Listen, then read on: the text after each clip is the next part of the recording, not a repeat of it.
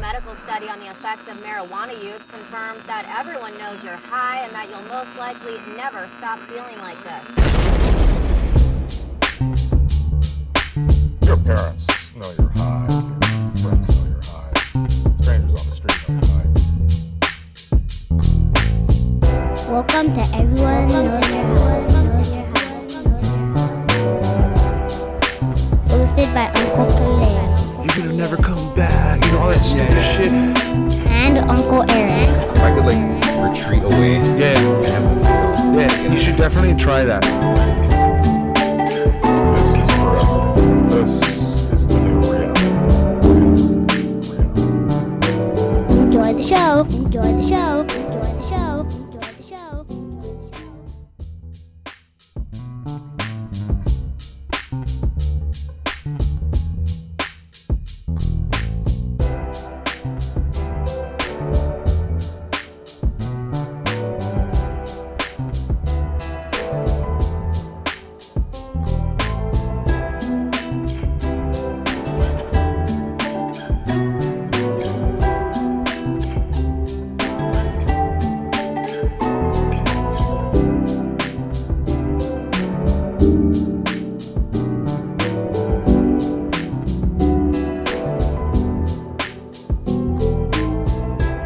I know. So we're doing the Kaunani.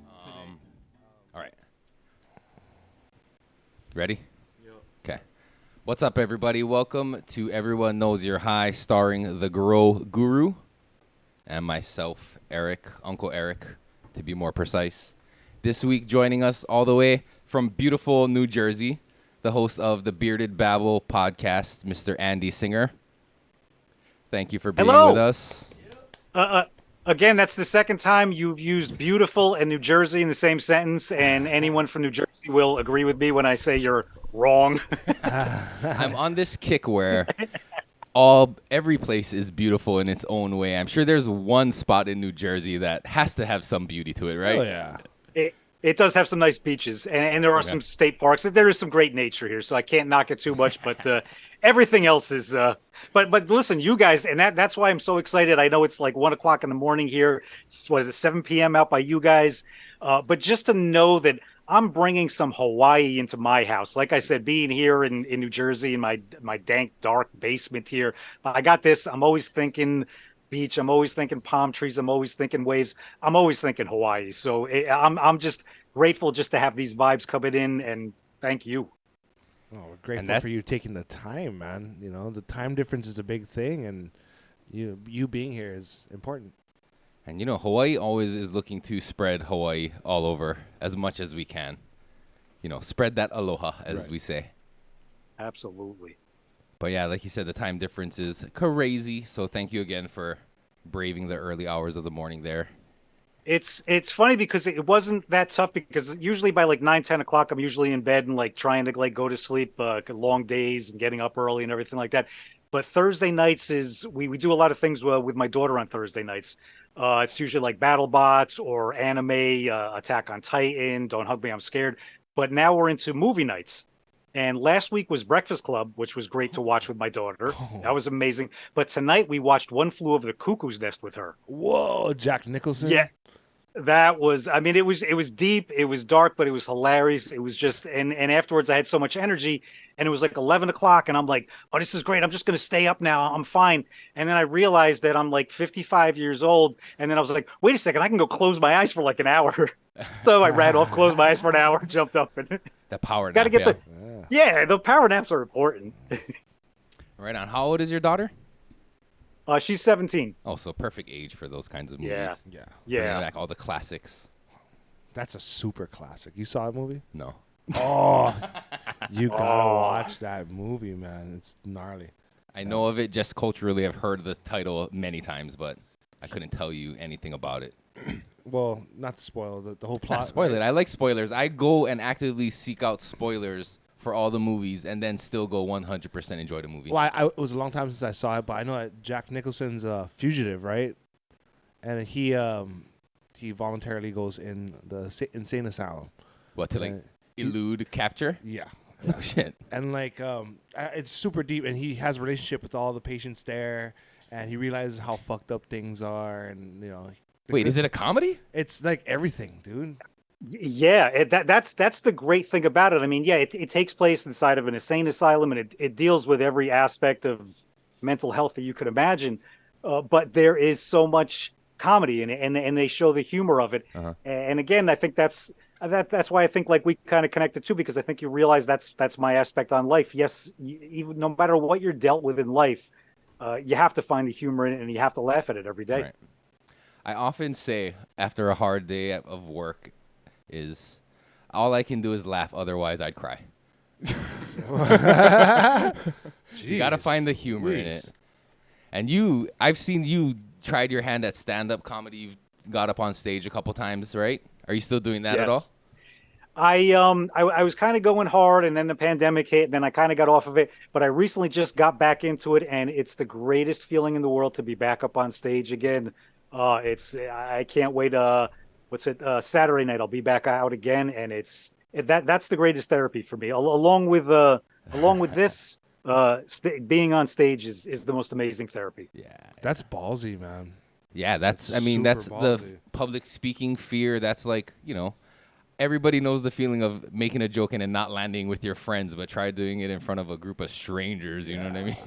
Shit. But that's the fun of it, and I think the most important thing that I've learned from comedy, from some of the greats that I've been around, is the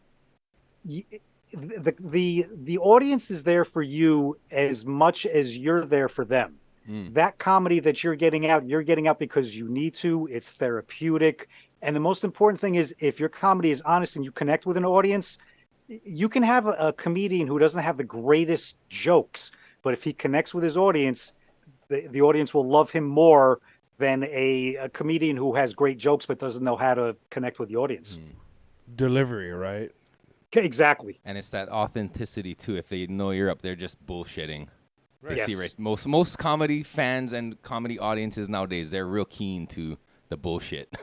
Right. Yeah. Yeah. And you started off what? I know you used to make a lot of like Photoshops and make funny memes and stuff for comedians too, right? You start off like that's how I found you is through Mike from One by One podcast. Yes. Yeah. It was just I got caught up in the whole meme world. I've been doing memes forever, long before they were even a thing. I didn't even realize that I was always like Photoshopping different things. It was just like a hobby. I think that I did with my kids, always just to keep them laughing. And then I started sending stuff to celebrities and to comedians. And I think the first one was like Dane Cook that started putting up some of my stuff. And then I had a great connection that I still do with Donnell Rawlings. And it's just like I've had pretty much everyone in the comedy world and some great celebrities and some people in the music world even love my stuff, have posted up my stuff. And it's kind of, I feel kind of bad about it, but I'm still doing the memes now with my podcast. I incorporate them into my podcast and having fun with them. But I've kind of just gotten away with it, gotten away from it. I don't know if it's just growing or looking for something else. Yeah. But that alone, just doing that out of the love to make funny content has opened up so much doors for you in that sense. Because I did see you in a movie once. Yes. Yeah. No way. Tell us, because I kind of know a little bit of the backstory, but like tell these guys and everybody listening like how that came about, because that was a pretty amazing thing. I was like, holy shit, he's in the movie. Well, again, like I said, just from my memes, I connected with Donnell Rawlings. Some of the stories, some of the things that we've done together are absolutely amazing.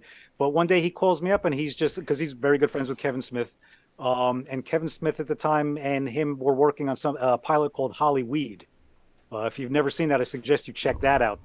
Kevin Smith's pilot for Hollyweed with Donnell Rawlings. Great thing. It never took off. A lot of politics behind it. It's still, someday there's still talk of it possibly coming back. But when he got the call that Kevin Smith was doing Jay and Silent Bob reboot, he said, wait a second, I got somebody that's a big fan of yours. Can I get him in the scene? And of course, Donnell said yes. And he calls me up and basically says, hey, listen, I'm going to be in Kevin Smith's new movie, and so are you. Get ready. We're going to New Orleans on such and such a date. Boom.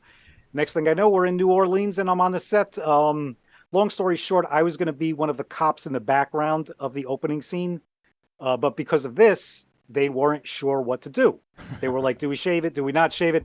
the night before everything, it was still uncertain about what my role in that opening scene was going to be. Donnell and I were sitting down over dinner, and we were talking about it, and he was just like, you can't get rid of your bearded humor. You can't, if you go home, your family won't even know who you are if you shave the beard off. So we went, and I was like, yeah, you're right. Boom. Next morning on the set, as soon as we walk on set, one of the first things they say is, okay, we don't know what to do with you. Will you shave the beard? And I go, yeah, I'll shave the beard. Cause I just wanted to be in the movie. Right. I was like, I'll be. That's and like, I remember like right there. Yeah, Donnell just like he threw up his, he was done with me. He was just like, really? He was like, we talked about this like last night that you were going to say, and we'll figure something out. Again, they go through the whole day. Kevin knew about it. I wasn't in the opening scene, but at the end of the day, Kevin was wrapping up everything. And all of a sudden he looks over and he was like, oh, hold on a second. And the wheels in his head, you could see were turning, and he immediately created this. And if you see the opening scene, it's a quick thing. I'm there for like maybe like 5 seconds, but he basically created my own. I have a credited role in that movie as the popcorn eater. Popcorn eating guy. No way. That's it. That's it. So are you a member of the Screen Actors Guild now, since you're accredited? That's the funny thing. No, I don't get any royalty checks. I'm not a member of anything. But the thing is though, is like I said, I'm a credited role. Now, was I above or below? I'm right above Method Man. Because his last name is Smith in my life. Yeah, so that's like I can say that I have a credited role, and I'm right above Method Man Top in a billing movie. over Method Man. Yeah, exactly. It was alphabetical, but it was Singer and then Smith, and so it was, that doesn't matter. That doesn't matter. Exactly. So it's that to me is payment more than enough. That's cool. That's super cool. All right. Can we do like an introduction of him? I did when I started. No, I mean like what he does. Kind of. I don't think did we do that? Well, I mentioned he does the podcast. He hosted hosted Bearded Babble. What is that? Okay. Tell us a little bit about like your podcast and what it is you're doing with the Bearded Babble. I think I'm in a learning phase. I mean, I started a couple of years ago. I used to do a lot of stuff on IG Lives. I used to do a very fun thing on there with a good friend of mine, Corinne. We used to do Stranger Danger. She would just bring people on. They would either be celebrities or just average people, and we would just do this because that's the great thing is everyone has a story. Everyone can connect. Everyone can talk. No matter who you are, no matter where you are from the world, you can sit down and you can find something about someone that's going to be interesting. So that was a wonderful thing. We did a lot of that, and then it came time to get this going down here. I started out with some guests, started doing a couple of things. Then I turned it into a family thing. And I just love doing it with the family. I love coming down here, at the end of the day. I don't get to do a lot with my son with this. I don't want to get into that too much, but I have a special needs son. And that's pretty much what our entire life revolves around is taking care of him. So at the end of the night, when the nurse comes and we can get away a little bit, my wife and my daughter, we come down here and then we'll talk about things. And again, it's therapeutic for us. We'll include my son into a lot of the things. But that's what it became. It just became a family thing. Still doing guests. Still, absolutely. When you reached out to me, I was like, yeah, I love to, again, just talk to people. It's because after a while, just talking to your family can drive you crazy. It's pretty awesome that, seeing other folks that have that same mentality that like, it doesn't hurt me to go and meet new people. You'll learn new things all the time. You keep it fresh every single time. Right on, man. So what was that, Eric? Sorry. No, I was gonna say, like, was it like hard for your wife and daughter to like get comfortable being on camera and on mic, or did they take to it just as easy as you did? It was my wife has a hard time with it. I think still she's getting more comfortable. My daughter, I was surprised because who's my first guest? My first guest that I did on this show, I don't remember if it was a cardboard cutout of Rowan Atkinson or if it was the sleeping bag of Robin Williams. But I was just like trying to get things going. I was just having like fake, just like, okay, here we are. I have a guest, and I was just going back and forth. And then my daughter, I said, would you be willing to sit in on one just like to do a testing? Right. And she did, and she loved it. And that was basically the takeoff. When she was just like, yeah, I'll do it anytime. I was just like, okay, because how cool is it? to have your teenage daughter do a podcast with you and then to Right. turn it into a family thing. I mean, it's wonderful, and it's You'll look back in it either like with like endearment or embarrassment, either one or the other.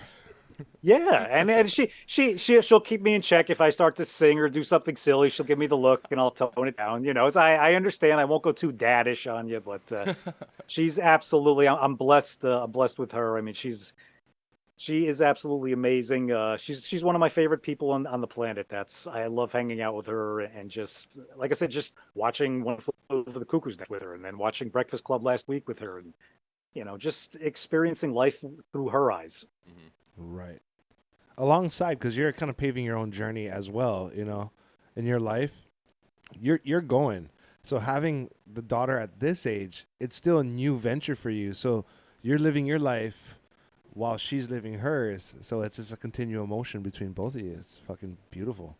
Well, she's teaching me, and she's actually she's probably doing more of the parent role than I am because she's inspiring me. Again, I'm doing all this. I'm keeping going because she is in the process of creating a video game right now. Every aspect of it, doing code, doing the sprites, doing the music. That's another thing. She's creating music. She's doing art. She's crochet. She does more in a day than I've probably done in the past 5 years. So it's like she constantly like, how can I not do something, and be like, I'm tired. I don't feel like doing. I can't say that to her. I can't because it's she's doing 50 million things and it's inspiring me. You seem pretty energetic yourself, my man. Well, it's like I said, it's How the do you night. do it? We had a great night with the family, and then like I said, I come in here and I get these great vibes. So good energy just creates good energy. Right. Positive energy, positive outlook also, right? Yeah. Hold on. Keep talking. I'll be right back. I would say you ready for this joint just as I was saying it. So your role in cannabis, what brought you to the plant, and when did you start discovering it?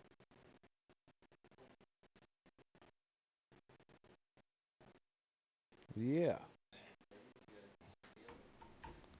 All right. Well, thank you. No, you're right. I was just alerted that my inbox, my Google Gmail is on my screen over here, so I should close this window. Personal info. How about that? Is that better? My desktop background is a screenshot from, what music video is it? I can't remember now. But is that better? Yes, sir. Okay. So we're getting started on a thankful joint. Okay. What are you thankful for, my friend? Wait, oh. Did you light up? Yep. Oh, shoot. All right. Damn.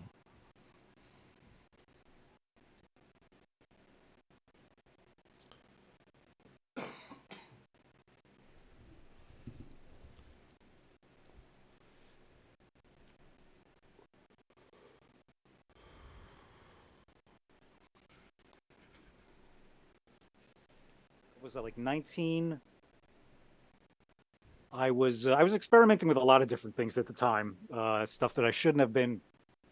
I had a heart attack. Then I found out that I had something called WPW. I had to go for heart surgery later on. Another long story. Basically, that was the thing where I basically was going to change my life. Not because of this, because of a lot of other things that I had gotten into. I changed my life. I got into law enforcement. I did 20 years in law enforcement. Wow. Didn't smoke this for 20 years, was around it quite a bit, family and friends. Didn't smoke it at all. The day I retired, started smoking again, and I don't think I've stopped since then. While I was a cop, though, a detective, I would travel out of state, and at the time I would get my son oils for his epilepsy at the time. So, yes, I was doing illegal things with cannabis while being a sworn law enforcement officer. But again, my family always comes first. Ethical, moral over what we would think is a law. There's a fine line between that. So there's a lot of law enforcements are torn between like, hey, I got family that I would love to treat, but I'm sworn in. So they're stuck with that dilemma. But it comes down to a moral, motivation to go and do what you do, and that's fucking awesome, man. Like you said, family first. I mean, family first, 100%. Yeah, I knew. I mean, I was probably at the time, like 10, 15 years into my career. and I knew that I could possibly be throwing it all away. I actually reached out to someone that I knew that knew a lot about what could have happened if it would have happened. And yes, I would have lost everything, but again, the option was I was doing something that was helping my son. So again, it was no option.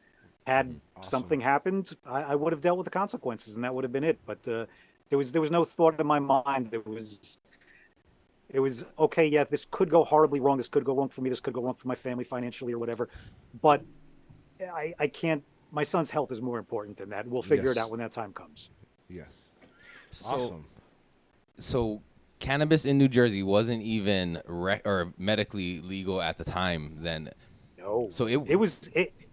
I was going to ask, it went straight from illegal to straight rec? Did it even have a medical period at all? I think we had about a year medical. Okay. It was, like I said, this has all been within the past like 2-3 years. I mean, it's, and again, we're lucky the dispensary that we get our stuff for my son from, they're wonderful. But I hear a lot of the horror stories about what goes on here in New Jersey. I don't think they ever wanted it. They fought it. They didn't want it. And even now that it's here, I still think that they're still, I every now and then you'll see like something saying that they're still trying to ban it. They're still shutting things down. They're still giving everyone a hard time about it. They're holding the door open for the federal government to come in and bust people. Like the state is just being complacent with them. And I can imagine the money that they're making here has got to be phenomenal, but it's not enough. Or they don't want that money, right? It's like they don't want that green money. You think federally they can't do anything with that money? That's why, like banking wise. Well, aren't they not? Isn't it like a whole thing for dispensaries to even have their money in banks and systems? So like the feds aren't even getting their hands on it. For one, you're breaking the rule of it. Having a illegal drug, and now you're also not paying taxes on it, right? So it's like double whammy to the government. I think you're still getting taxed. So like, wait, what? So if you go and buy from a dispensary, and you pay state tax, you're not paying federal taxes, are you? I don't know if you're paying federal, but I know you're paying some sort of taxes. Right, and I'm sure the federal government isn't super happy about not getting their cut either. Somewhere down the line, they're getting their cut. They always do. I mean, and again, it's a plant, for crying out loud. It's a plant. Stop giving everybody such a hard time about it. Right. That's what we say, man. Free to plant. Yeah. Well, like I said, it was weird back in the day. Like I said, I would have to cross state lines. I could go into certain states and I could buy the oil legally, and then I would have to drive it back into New Jersey where it was illegal. And it's like, well, why? Like it makes no sense. It helps someone. Yep. Yeah. It's crazy how they can draw that line where the jurisdiction is here, where legal, illegal, and then you gotta like clench your butt cheeks as soon as you go over it. This invisible line, this right? invisible fucking line. All of a sudden, it creates such dire consequences. You know what I mean? Fuck. Heart rate goes up. Your anxiety level goes up. Your butthole gets tighter. The beard gets grayer. Every single time. One gray strand is a stressful trip across illegal borders. How long has yours been growing there, Eric? I've stopped shaving in like 2010. And years. I've trimmed it a bunch of times since then, and like it's gone up and down. But yeah, I haven't put a razor to my face since 2010. Yeah, I'm probably right around the same area with you. Yeah, I always had a long goatee, and then it was one no shave November. It was right around 2009, 2010, I think, and then I was just like, that's it. Yeah, I was like, I'm going for the same thing. Yeah, low maintenance was my kind of goal there. What about the hair? Oh yeah, you have long hair too. Yeah. I usually have it up too, but it's sometimes I just let it out and just I'm having fun with it. So when was the last time you cut your hair? Oh, it was probably around the same time. I stopped cutting my hair when I turned 33. I don't remember what year that was already, but wow. I was gonna go for this 12-year thing. So when I turned it was when I was 30. Because at 45 was when I said no, it's 33, 45. You're throwing a lot of fucking numbers at me, man. You're confusing my the memory. shit out of My me. memory too is shit.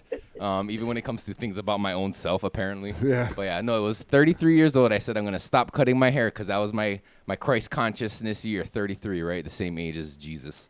So I was like, I'm not cutting my hair anymore, and I'm gonna do it for 12 years. And then when I'm 45, I will decide whether or not I cut it or not. Why 12 years? Cause that's just like a 12-year like vow of like the Nazarene, right? It's called the Nazarene vow.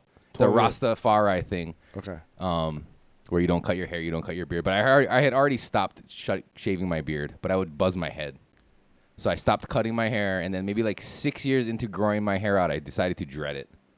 So I've had dreads for a couple years now, maybe. I don't know. So you had a man bun for 5 years. Well, for the first like 2 or 3 of those, it wasn't long enough to be a man bun. It was just What'd like you do to cornroll ugly. it? No, I used to like gel my hair and like make it nice. Like I used to like Oh, style my shit. hair. You used to slick it back. Yeah. Oh, fuck. I invested in gel for a little while. Yeah, I've gone all the. I was so anti man bun. I think for a while too. I don't think my hair was long enough. But then when it wasn't, I actually did it. I was like, "Is this actually comfortable? And it's actually an easy way to keep your hair." But I was like anti man bun for the longest time, and then I was like, "I like this." It's the stigma that comes with it, right? I'm sure it's functional, but it's super fucking funny to make fun of. Exactly. That's It's it. low hanging fruit. As a example, I have 2 sons, 8 and 6, and they both have long hair, and they like to wear it down, but they always complain like, "It's in my face. I want to cut my hair. It's in my face." It's like, dude, just put it in a bun. Put it in a man bun. They're like, "No," but it's like just like Can't do that, what's the Dad. word where like just surrender to the man bun and just do it, right? Wait, Speaking of, yeah, I'm such a man. I always have a scrunchie in my pocket just in case I wanted to put my hair up. I always have a scrunchie on hand. At least you got it in your pocket and not around your wrist. like Jason Momoa. Yeah. I usually keep 3 rubber bands with me at all times in my hair. And I used to keep 2, one for each kid in case they needed or wanted one. Yeah. And now I have a daughter who doesn't have long enough hair yet, but now I'm starting to keep 3 just to have that like ritual of having one for each kid in my hair. Symbolism. Yeah, symbolism. Yeah. It's weird. I just do that kind of weird shit. That's cool, man. That's great though. I'm going to light our joint and say what I'm thankful for. I'm going to say I'm thankful for Instagram because that's how I was able to meet and connect with Andy here through the power of social media. I know there's a lot of negatives to be said about social media, but there are also a ton of positives, and meeting people from across this beautiful planet is one of them. So thank you, whoever invented Instagram. Ooh, who I don't did? know. I don't know, but Who did? Zuckerberg owns it now, right? So thanks to him for keeping it You're going. gonna thank Zuckerberg on this channel? Yeah, Yeah. He probably owns everything. No, So it's, Zuckerberg. I watched the podcast with Lex Friedman and Mark Zuckerberg. It was their part 2 where they did their second one. And I'm not necessarily all that mad at Mark Zuckerberg. He doesn't seem like that bad of a dude. I am. Yeah, I know, because Hawaii and he's buying up land on Kauai. You got Damn personal right. reasons. But other than, because Mark, if you don't know, Mark Zuckerberg bought up a ton of like Hawaiian ceded land on the island of Kauai, and it's disputed, and it's a whole thing. People are pissed, rightfully so. But he is a billionaire and can do whatever the fuck he wants, so he's doing that. So there's some controversy here in the islands surrounding the Zuck. But if you hear him talk about how he runs his Fuck business him. and just him talking about it, it's like I'm not mad at the guy for that shit. You know what I mean? Fuck him. is he planning on building and like ruining the land, or is he planning on kind of like leaving it as He's as privatizing, is? I believe. It's just gonna be his personal land. You know what I mean? That's his private estate or He's whatever. buying out the land. Yeah, he's. You parceling can't own up the parcels. water. It's God's water. Well, yeah. I don't know enough about it to talk about it at length, but I know that's the gist of it. Am I correct, Mike? But Mike, drop some education. What do we do? You gotta know? speak up so Andy can hear you on the mic over here too. I'm gonna yell on this. What's that, Kalei? You drop some information. Let us know what the details is. I don't know the details. That's all I need to know. He's buying up land and fucking doing, what are they, quiet titles, basically, and fucking suing people out of their land in a way. You know what I mean? He's battling He's Kuleana taking landowners. You know, so if he had morals, he wouldn't be doing that shit. And you know he got money, and no one can fight him on it. You know, so he's just fucking steamrolling his way in. And Oprah, fuck her too. Oh, shit! He said oh, fuck I Oprah. said it. I Fuck said Oprah. He said fuck Oprah. Fuck Oprah. What about Roseanne? it. Don't come. Yeah. What about Roseanne? Oh, she did that shit too? Well, no, but Fuck she her did too have a then. Mac Nut farm on Maui, but like I think she moved out and now she's in Austin or whatever with all the After other that whole comedians. Ambien fucking thing. What? She went on a rant Oh, where she almost got canceled and shit. She got canceled. The Roseanne show was supposed to come back. Oh, yeah, she got Yeah. That's right. You're right. Yeah. Is that something that worries you about going on stage and saying something and just people being like, "Oh, well, let's cancel this motherfucker"? It's interesting. My comedy, I've always wondered about, because I joke about my son. I joke about his medical issues. They're deep, they're dark, they're personal though. That's the thing. I think if someone else were to say some of my jokes, maybe it could be sound as offensive if you were joking about someone. I'm joking about my son, but I'm joking about the life that we live every day. I'm joking about how we get through and how we laugh at the things that we do. And I remember specifically, like I said, I've always wondered if I was going to offend someone with jokes about, like I said, very personal things, very medical things. And there was one night specifically at Caroline's. I was opening for Donnell Rawlings there, and I remember I got a great ovation. It was a Friday or Saturday night, everyone clapping at the end of my set. And I remember I walked off, and I remember he grabbed me by the shirt, and he was very serious, and he looked at me and he said, "They have to love you to be able to laugh at that." To hear that from him, and to understand that they understand that I'm not joking about my son. I'm therapeutically laughing about how we get through it, and there's a difference. You're finding the humor in Yes. the struggle or in the day-to-day life that you live, and finding the humor in it. It's not a point of finger at anybody else. It's Right. It's an introspective kind of a It look is at introspective. Okay, sorry. It's his take on, like you said, your everyday life, and you finding the humor in that. That's fucking dope, man. I was just gonna ask, like, what kind of humor? Because I like stand-up comedy. I respect all stand-up comedians, you know, from like the Mitch Hedbergs to the fucking Paul Mooney's. Oh. Yeah, right. You just two of the greats right there. So you that's go. I mean, it's absolutely. Both Yeah, on I that don't. spectrum, you know? Yeah, there's no one that I don't listen to. I mean, I listen to the deepest, darkest. I've been at. Oh my God, why am I drawing a blank now? I'm going to blame it on the weed. It's kind of. I've been at comedy shows where the comedian has been on stage joking about children, special needs children, children in wheelchairs, children with epilepsy, things that I deal with. I've seen people get up and walk out of the audience and oh, how could he joke about this?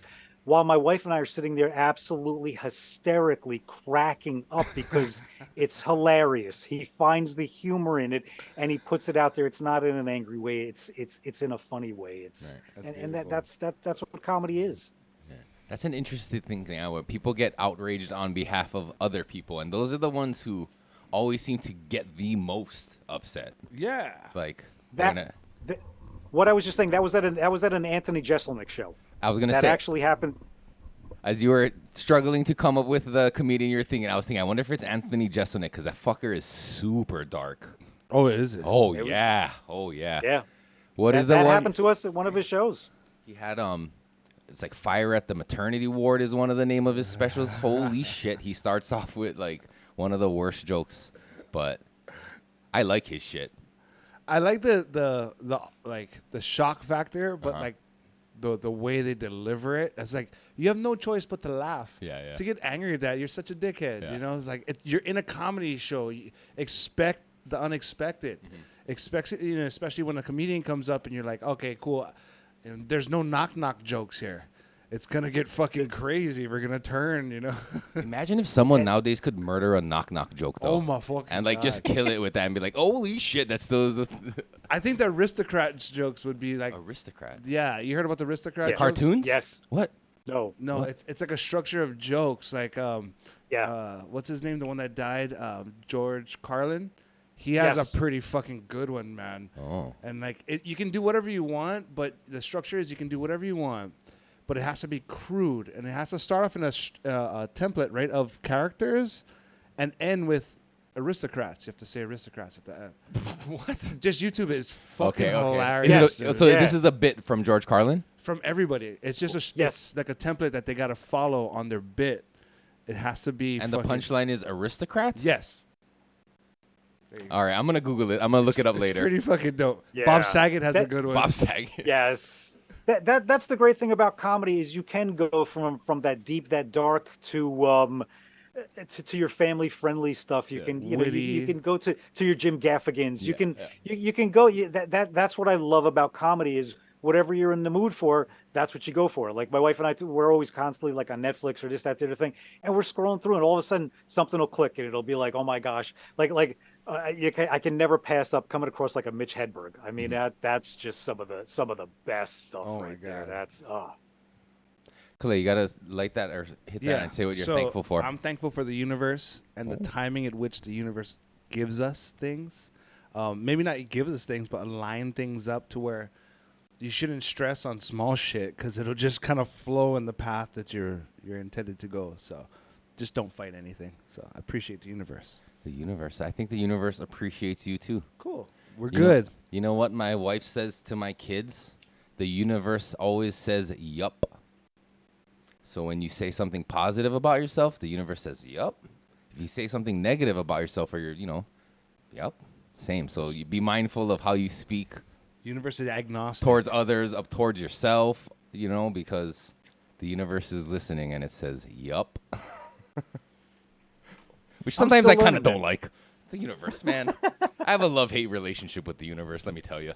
No. But how important is it to speak like you just said? That's something that 20, 30 years ago, if someone started talking to me about that, like, speak it into existence or good energy, I was one of those guys that was kind of like, eh. And I've learned over the years how important and how true that is. Just what you put out is what you get out, and how important to put the good energy out is. And you will get that back. Right. 100%. Manifestation is like the law of attraction, right?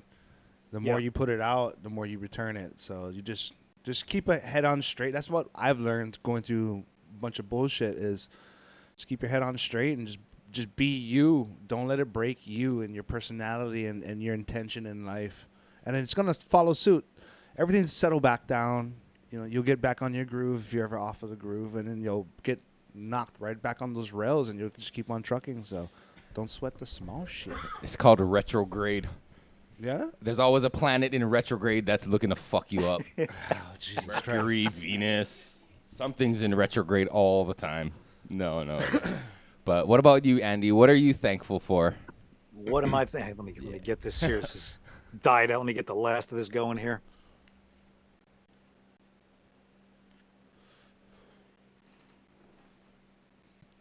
What I am grateful for is exactly what has happened here tonight, is good conversation, good energy, reminders of things, tools in life to help you get by, to get through your day, no matter what it is, no matter how dark it is. We talked about laughter. We talked about good energy. We talked about the ups and the downs, and that's the reality of it. But like you said, it'll get better.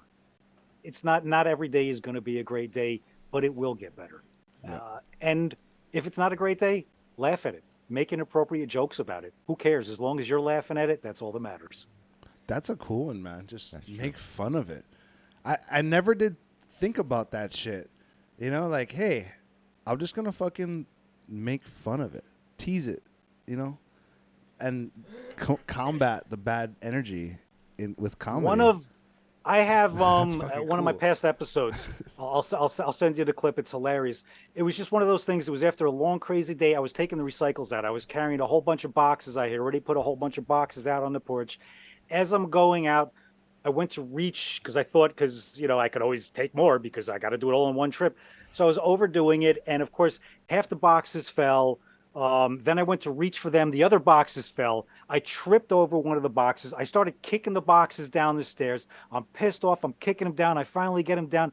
As I'm walking back up, what do? I look straight at the ring and go, "Oh my God, that's going to be hilarious to watch later." And it's my wife and my daughter watch it on the regular. They watch it all the time and just crack up. I was ready to kill cardboard across the world, but it's one of the funniest freaking things I've ever seen. That's so awesome. It's like, if you could do that all the time and just kind of step outside of yourself and see how you're reacting to certain things, you probably would be like, you're so silly. It's not easy, though. It's easy to get caught up in the Oh, moment yeah. and kind of like, For sure. the world's fucking coming down on me. But, like, those are the moments you got to fucking breathe and be like, okay, wait a minute. No, it's not. That's hard, man. Fuck, it's yeah. hard to click that off and to set your fucking mind into a different mode when you're already programmed to do a certain thing. You know what I mean? So that's awesome, man. You know, that's good advice. I'm actually going to take that. Like, if I get kicked in the nuts again, What? you know, proverbially kicked in the nuts by life, I'm going to just fucking make fun of it and try to think of a clever way to make a comedy routine about it. Because I believe I watched enough comedy to think I could fucking at least say it to myself and laugh, you know? You know what's great too? Oh, go ahead. Everything is material. Everything is material. Right. Everything. I was gonna say it's great too, and you have someone in your life who can actually do that for you as well.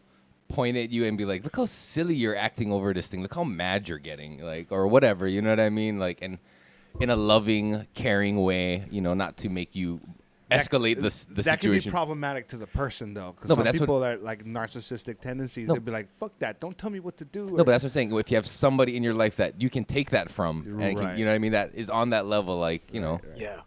Yeah, I'm great. My wife and I, we can understand each other. We also know too when someone's at their almost at their breaking point, so you don't make the joke. You have to know too when not to. So Delivery, right? Yeah, so delivery is important. I was actually just trying to justify myself how I act towards my wife when she gets upset. I'm like, look at you getting all mad, and like, no, Yeah, you don't be like, good for you. like I'm just trying to hope that she's grateful that I'm that way. That I can laugh at her struggles. What about our production team? You guys want to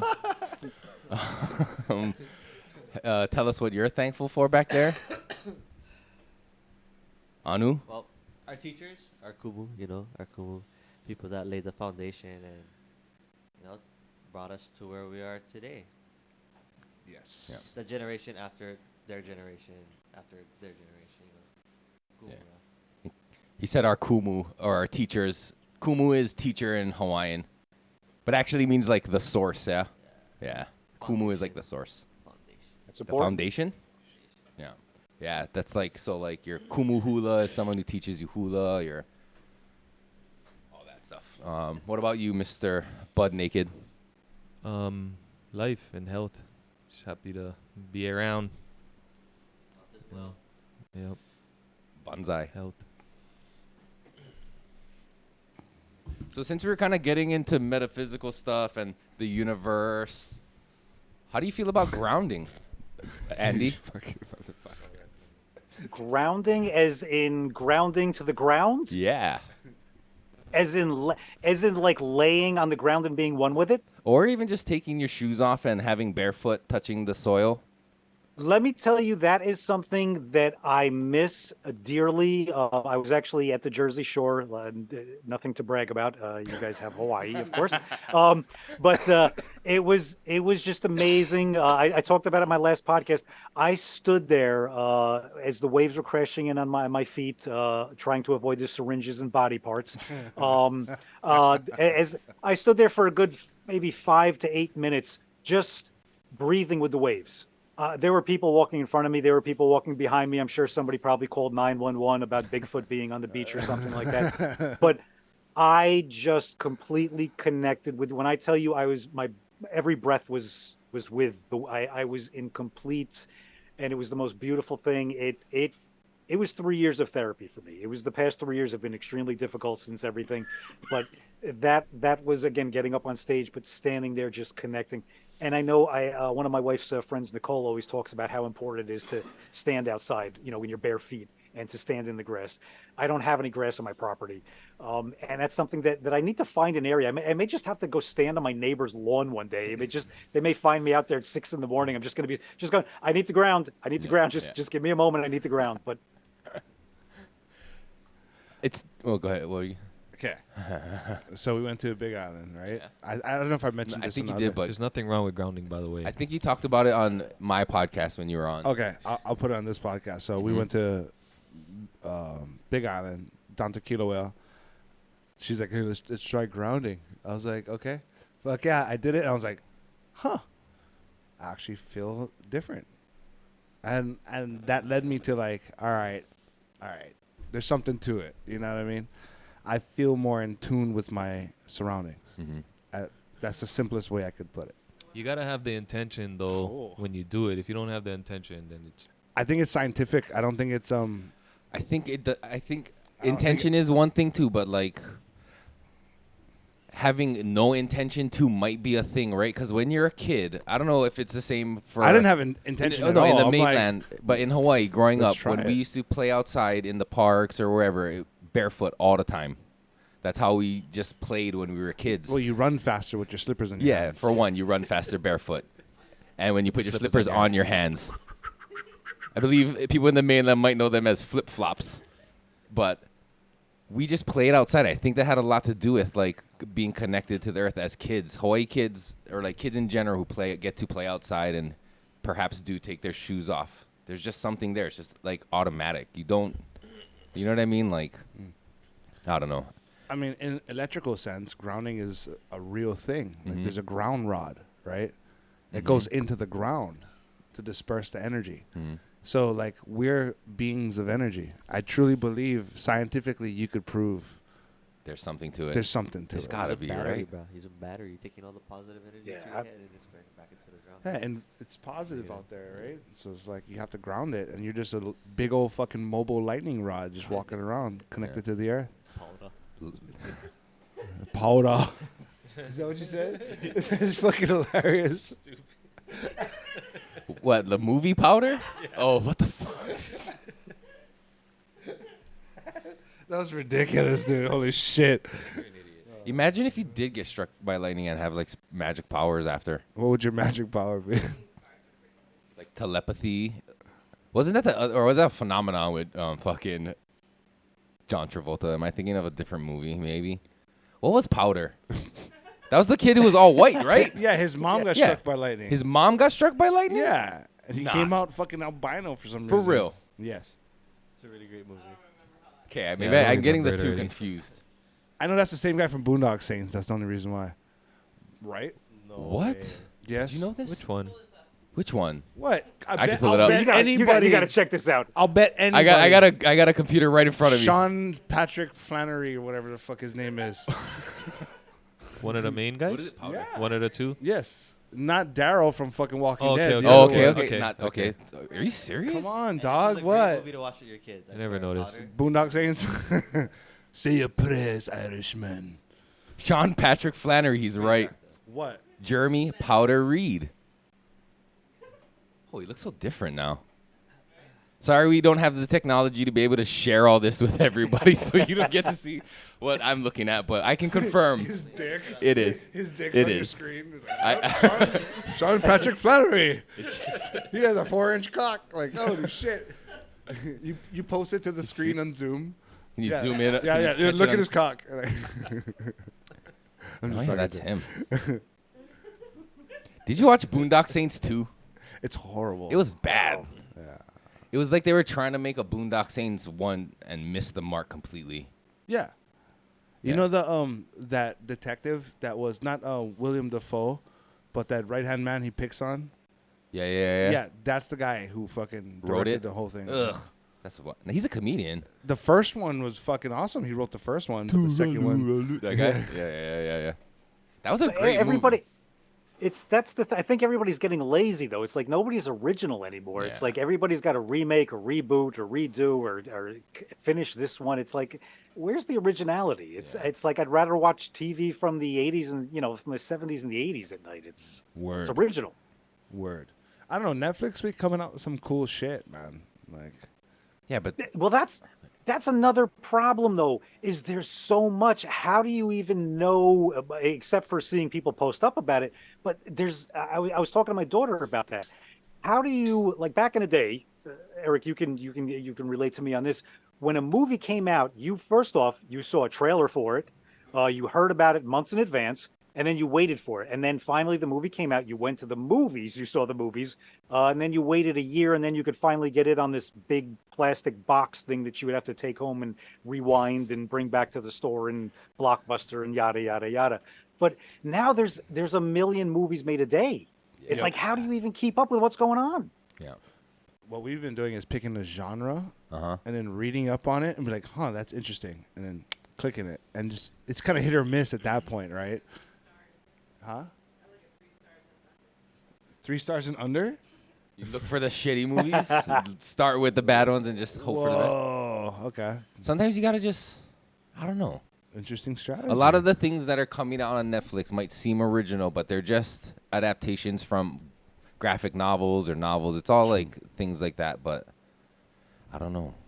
I'm a huge Especially fan of thrillers. Marvel movies. Dude, I'm lost. I tried to watch it yesterday. I'm fucking I love lost. I love it. I'm a complete nerd. I And like thriller. I always liked Marvel. I'm waiting for my freaking collecting cards to like jump up in fucking value. Dude, I got like 2 sets. yeah. Remember, you know what I'm talking about? I Yeah, got, yeah, the like, Marvel cards. Fuck, I got I'm series. so I think much 1 of and that 2 shit. complete sets. Holograms, everything.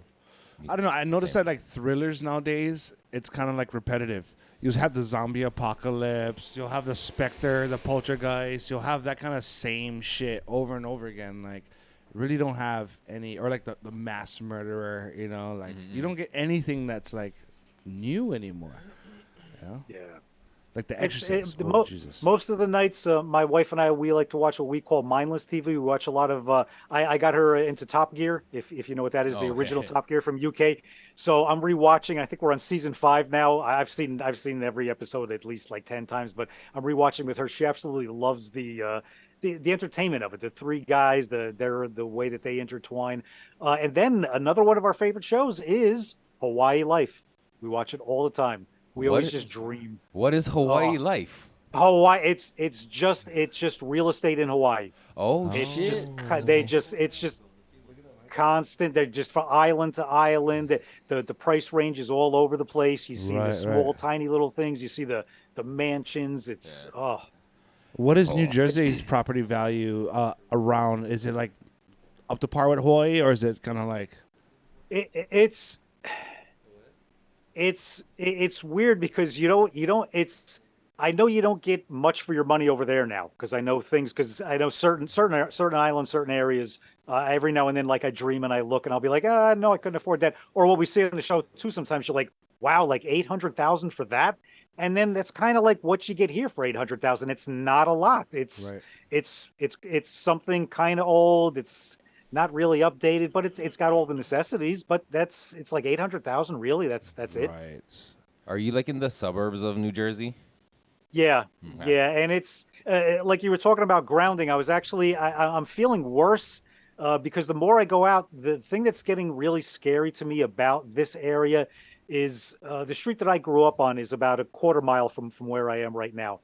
That street, I remember as a kid riding down it with my bicycle, and I remember on a sunny day you couldn't see the sun. It was a tunnel. It was just trees. I went down it the other day. There wasn't one tree on the block. I just it hurt. Yeah. It just I felt like I lost something. I felt like something was those trees. Like I said, I don't know, grounding or whatever. But those trees were a part of me, and to go down that street and to not see them anymore, I felt something lost inside of me. It was weird. It gave the street its identity. Mm-hmm. Yeah. That's trippy. That's Yeah. sad. Mm-hmm. What happened to the trees? I don't understand. I don't understand what's going on. They're cutting them down like crazy. I know we've had a lot of storms here over the past couple of years, and there's been a lot of. We lost like a dozen trees, like right on our block. I mean, a couple of houses got hit. It's been real rough, but they're just so big, so old that I guess the storms are just taking them down, like- or people are just having to cut them down because they're just becoming dangerous. Got you. Damage mitigation type shit. Yeah. Boo. Boo. So, are you far from the city, and that probably would reflect the property value being super high? I'm right by one of the major highways that goes into the city, Gotcha. and if you go about a half a block down, I'm actually like kind of high up on a hill type of area. From my house, you can't see the city, but like I said, you go a half a block down, and it's a beautiful view of the city. Wow. I like to say that I'm anywhere from 15 minutes to 2 hours out of the city, and that's the honest Traffic. truth. Because the I traffic. I can be in there. I can be at something in 15, 20 minutes, or I could be at something in 2 hours. It all just depends on what's going on in the city that night. Yeah. That's like here too. Hawaii has some of the worst traffic along the shortest stretch of highway. Right. And our highways are nothing like mainland highways. You know what I mean? They're 4 to 5 lanes maybe. But 4 tops. tops maybe. Yep. But from where I live to like downtown, it's 25 miles, and it can take 40 minutes or 2 hours. Fuck. Yeah, depending on what time of the day you leave, rush hour. It's pretty predictable though. Traffic here is kind of scheduled out. Yeah, like, yeah. 5 to like 9 is Yeah. like rush hour, Yeah. and then after that it's kind of like mellow up until like 3 to like 7. But one sleepy guy on the road who wrecks at 4 in the morning is fucking it's everyone fucked. up. I hope they're safe, but they fucked it up for everybody for the rest of the morning until like 11 a.m. Probably it's just gonna be Guaranteed. gridlock for 25 miles. Or nah, maybe not that bad, but still, it's fucked up. The worst thing by us is the construction. Most of the construction used to be at night. It would usually be like, like 12 a.m. to like 6 a.m. or something like that. Now they're just doing construction all day, all night long. They're constantly they'll finish one highway. They'll make it a little bit wider. Then they'll start working on another one, and then before you know it, they're coming back and then they're fixing something on the first. It's just not. like That's here. all it is Yeah. just construction. It's somebody's making a lot of money. That's New Jersey. I like to think the same shit's That's the happening same here. shit here in Hawaii. Wow. Our roads are constantly deteriorated. Let They're me- constantly patching it, and it goes right back. Like, Let me ask you this: in New Jersey, does it take 11 dudes to fix one pothole like it does here in Hawaii? I always said, a friend of mine had told me about it. Like when you see like the road crews working on the side of the road, and there is one person in that job who his job is basically just to bring the gas can when the generator needs gas or whatever needs gas. That's his job. He's the gas man. There's one person there for 8 to 10 hours a day. That's it. That's all he does. So that's why you got 10 people standing around, Yeah. because there's someone else doing something else that's I was gonna again, say, that's 11 of the dudes standing around are supervisors, and 2 of the guys are doing the work. listen, I'm glad to hear it's the same everywhere, Yeah. because Fuck. it's And our roads are fucked here still. Like, they are constantly working and fixing shit, and it's always bad. They're always doing something. We're building this gigantic rail system here now. I don't know if you follow that, probably not, but it's this not trillions, but $1 billion boondoggle that these Billions. fucking guys, it's just ridiculous. it was a project that should have never happened, and it did anyway, and it sucked up so much funds that the federal government's kind of going in and auditing all the books on that shit. None of the locals wanted it because it has no purpose. No one's going to ride it. So they raised our registration on our vehicles. And like what they're going to do is they're going to make public transportation go from inner cities to the rail. And you got to go to the rail. Fucking, You know it's what's- like Tokyo, Japan over You know there. what's bro. even crazier is that shit. I forgot what I was gonna say. But one of the things I was gonna say is that none of the fucking stations have bathrooms.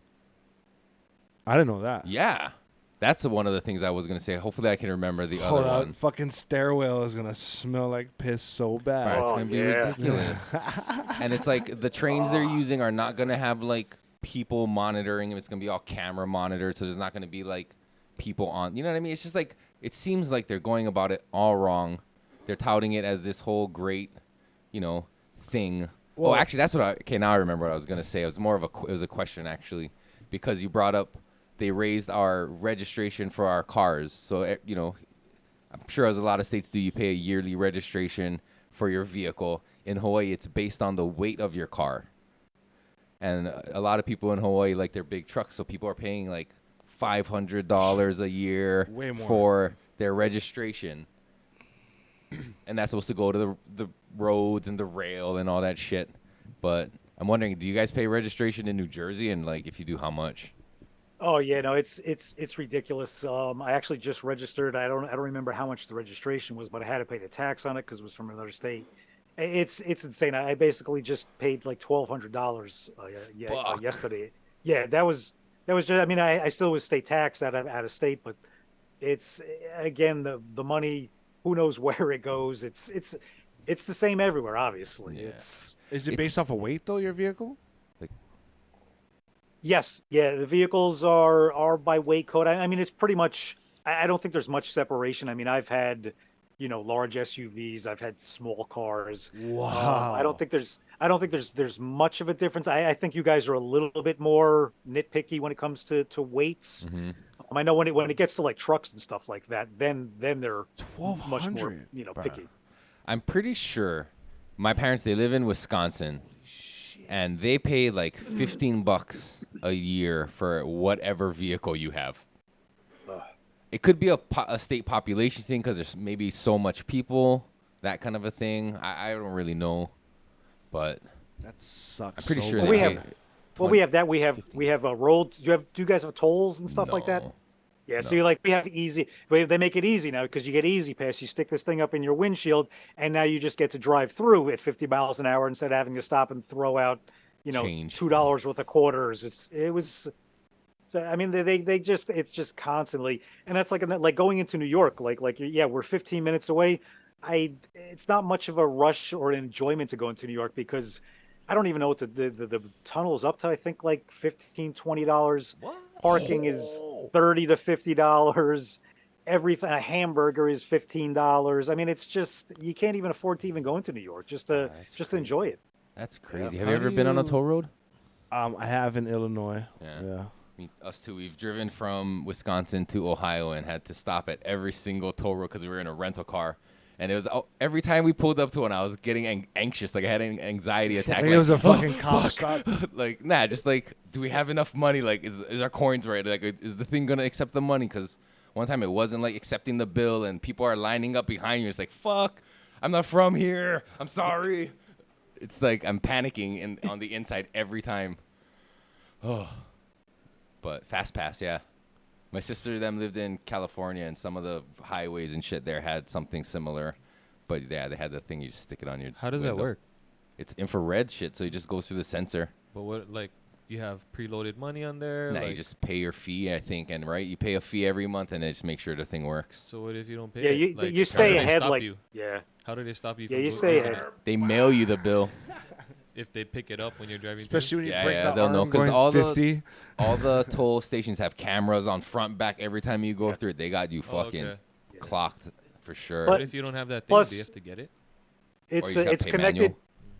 Your Easy Pass, yeah, you can still pay manual. Your Easy Pass is connected to your license plate, so they'll also see. And now too, they have the readers on the license plates, so they don't even need to see the numbers anymore, as long as they can get that digital code that they can get off. What if you don't have It's, that? What if you don't have the Easy Pass thing on your car and they don't know who's driving through the thing?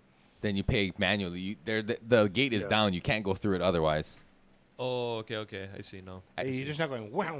I mean, if it, What is there, like 2 different lines in, I guess? bruh, there's for like manual? 17 different Yeah. lines at some of these Holy fucking shit. things, bro. yeah, and 10 of them are occupied by truckers. Damn. yeah. It's fucking unreal, dude. The freeways in the mainland are overwhelming sometimes. The one thing I need to ask you that we have here in New Jersey that a lot of places don't have is we have when we go to get gas, we have people there that actually pump the gas for us. We used to have that. Yeah. Yeah. Oh yeah. Where?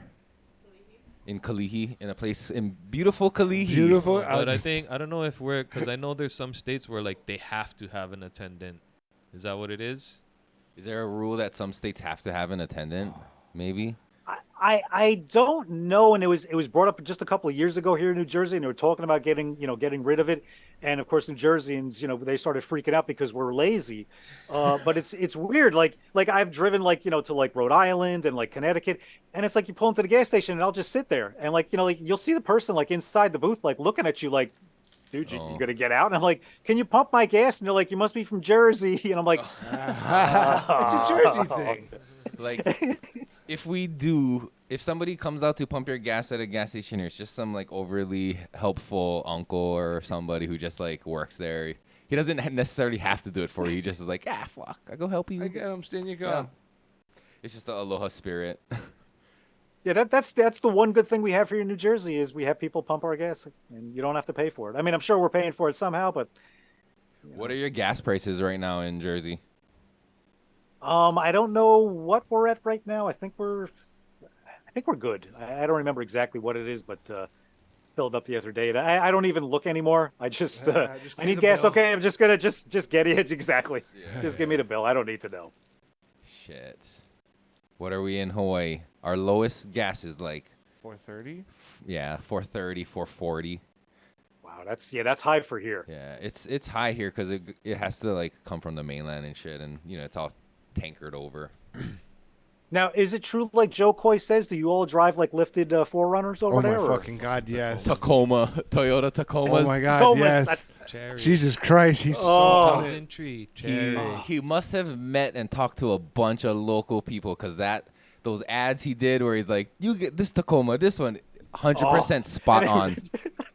It's almost as accurate as the South Park episode. Is as accurate as the South Park episode about Kauai, where it has all the natives on Kauai and Butters goes to Kauai. But like, Oh my god, yes. Joe Coy, like even his special that he filmed here, like a lot of the stuff he talked about is like on point. He was very immersive though when he first showed up. Like, he really got to talking to people and got to hanging out with people. Yeah, so it's yeah. not like he just came, did his thing, and left. Mm-hmm. He fucking did further research, and it was just so smart on his part because it's like, oh yep, my stand up was a hit out here. Mm-hmm. Let me go immerse myself and throw some local jokes and material at them and see how they do. Oh man, they love it. He's a real people person. I met him years ago, long before he even blew up, and just down to earth, Mm-hmm. just like you said, just immersive. He wants to know. He wants to he wants to find a story out from the people in the area that he's in. Right. And you know what? From what he describes, his upbringing and his family life is very similar to a Us. huge demographic in Hawaii. There's a huge Filipino demographic here as well, so people can relate to all that shit. And it's like, even like Journey with Arnel Yeah, Pineda. yeah, when they come down, the Filipino community shows up. You know what I mean? Oh, Like yeah. they love it. And so yeah, Joe Coy, he's a huge one here. Well, the He sold out like 11, 12 shows at our Blaisdell Arena, which is like our basketball sports arena. that's the one. How big is that? Not too big. How big is Blaisdell? But it's a pretty big arena though. But he sold it out and then like sold it out again and then added shows and like ended up adding like a total of 11 shows and every single one was sold out. How clever of a comedian are you to know that? Okay, he used the Filipino connection with the local community, so he knew that we had a high demographic of Filipino people. He came in, related to them, but not only that, he jumped to the actual Hawaiians, the different. He understood that our cultural diversity was something that we made fun of growing up. So he was like, "Oh, what?" And he was very observant and like met a bunch of people and like smart comedian because he knew like, hey, I'll be back with more material that more people expand your demographic would like. And then he'll be like, fuck yeah, dude, I can win over everybody. I mean, not in a malicious way. I mean, I'm sure he did it wholeheartedly, but the manner at which how observant he was and like, okay, I'm gonna fucking come in this next special, I'm gonna sell out, and oh shit, the local community is starting to love me because I'm like dropping real shit, Smart guy, man. Genius, absolute genius comedian. I mean, to watch his stage presence and his crowd work too. I just watched his latest special the other night. I think it was the Los Angeles Forum one, and he has a bit in there where he just goes off, does some crowd work, comes back to it at some point, even ends on it, and it's just like, I mean, if that was legit, just on the spot crowd work like he does, and I believe that that's what he does, he's absolutely one of the greats. Right. That's another thing as a comedian. You got to read the vibe of the crowd, right? That's hard. Like, because there's so much people, like, some people are just insensitive to what you said. Some people can't comprehend what you said. And it's like, you got to get all those people on the same vibe and deliver your joke to where everyone can understand it, too. And you got to be, entertaining, too. I think that became that was something that I noticed early on, and to me it almost became a personal thing. Where if I saw someone, with the arms crossed, not enjoying it, I would almost kind of interact a little bit more. I would almost kind of lean in. I would almost kind of like end the joke on them with a little side eye or something like that. And it got to the point where if you can get that person to drop his arms, if you can get a chuckle out of them, if you can get something out of them, you won. I don't care if I have the entire room falling over. If I got him to even just crack a smile, that's I won tonight. That's awesome. And I listened to like especially Brendan Schaub coming out with him being an up and coming comedian and him asking Brian Callen and all those other guys advice on comedy and how they would break it down to like it's an actual profession with a fucking like a criteria lined up. Like you need to be strong here, you got to work on your material here, and it's like an actual, like I said, profession. You got to work at it. It's crazy. You're just not a funny guy. I mean, that takes you a long way. Like athletic, ability in some sports, but like you can be a funny guy, but you gotta have structure. You gotta lay it out to them where people fucking can take and like you, man. That's cool. Like comedians are awesome. It's incredible to see, and I don't like to call myself a comedian because a true comedian, what they do is absolutely incredible. These guys are out there 5 to 7 nights a week, doing 2 to 3 open mics, taking whatever they can, taking undercards, taking jobs that don't even pay enough for them to even get there and pay for parking and whatever, but they're taking it. And this goes on for years. Right. And that's the thing you don't know when you see a big name comedian. It's what did they struggle through to get there, and that's the amazing thing is the struggle and the hard work and the growth. That's the thing, because you'll see some guys that are still doing the same thing 10 years later, and it's like, why are they still doing the same thing? It's the ability to adapt and to grow and to read the audience. So you have to be able to change each night. You have to be able to change your material, and that's important too. I've been around some of the greats. I've been around a lot of comedians. And to see a comedian, 3 or 4 times, and it's like, okay, you know the material, but to see some of the greats and to go, wait a second, was that joke? Did he just do that to that joke?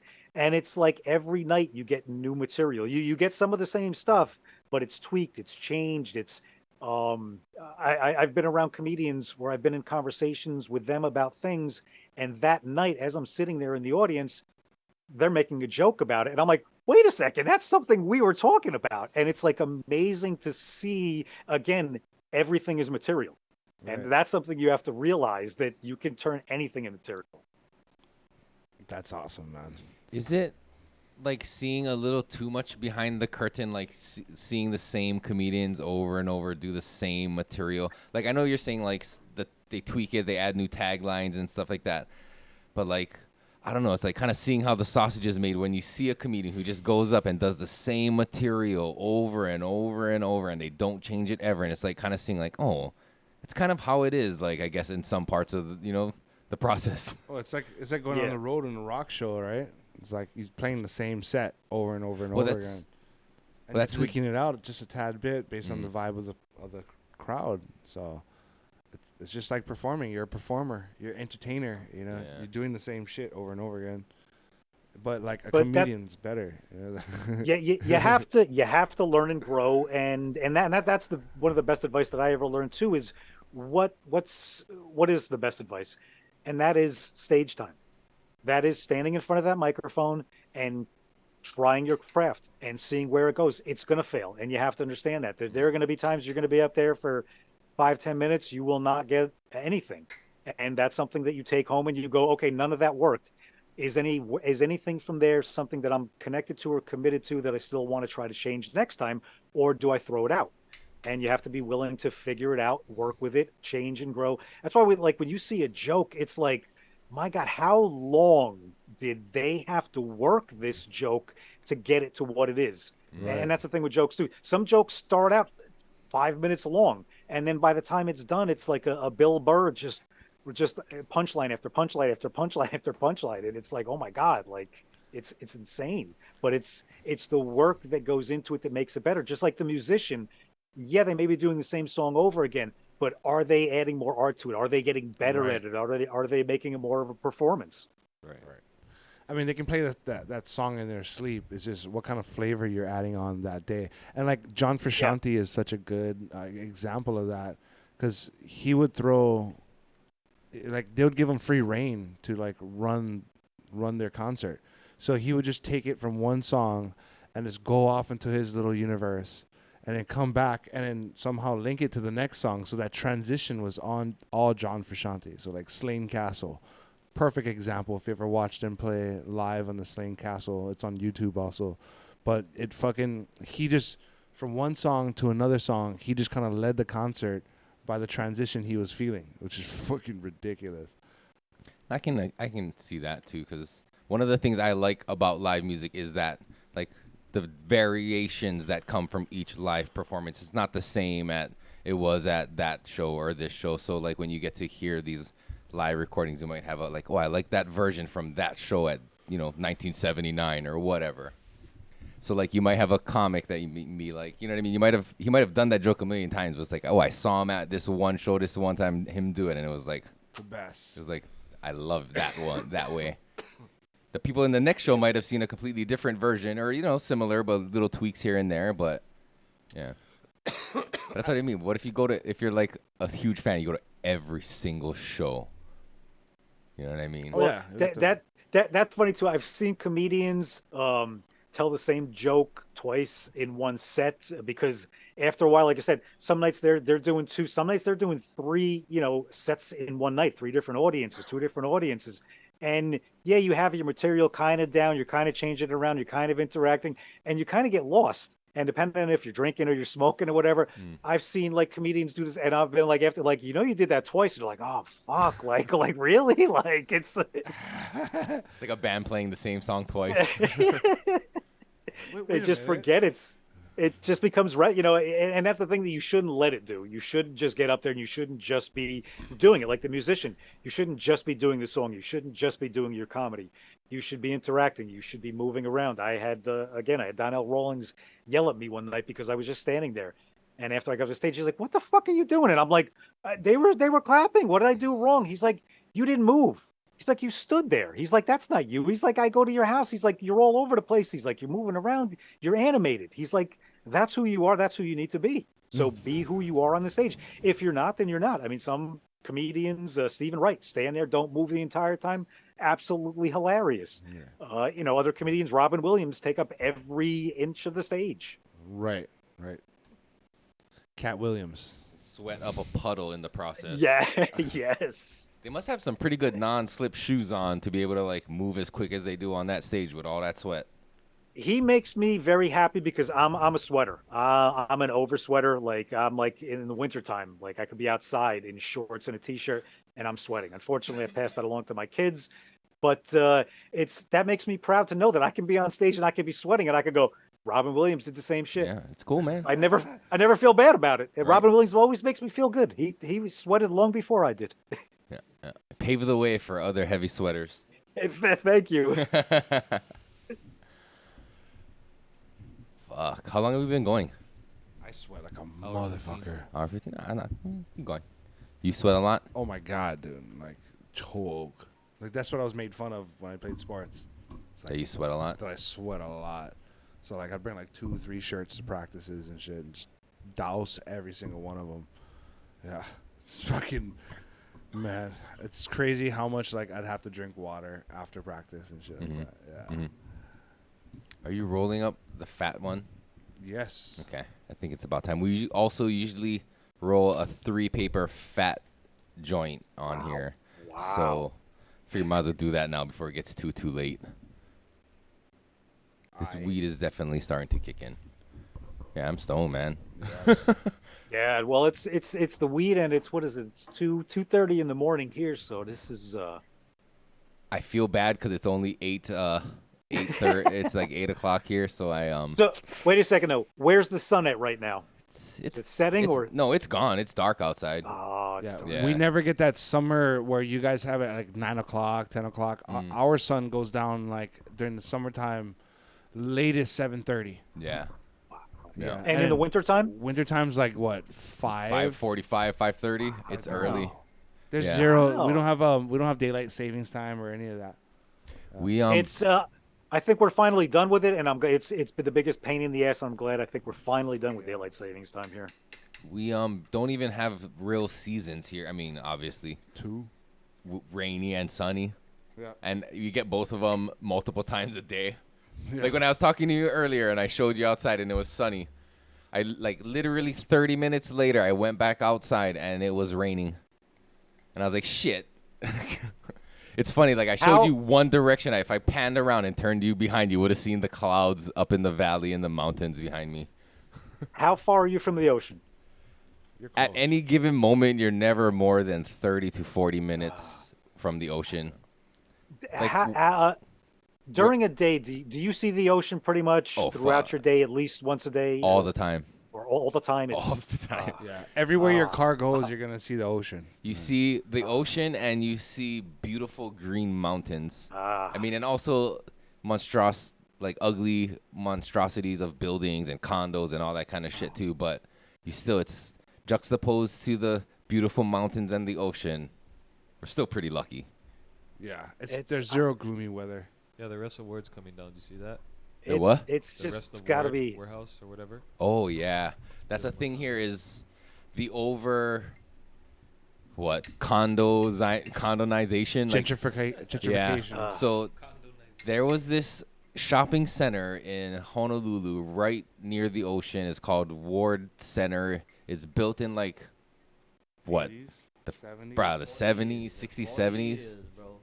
It's been a long time. It's kind of a staple, a landmark.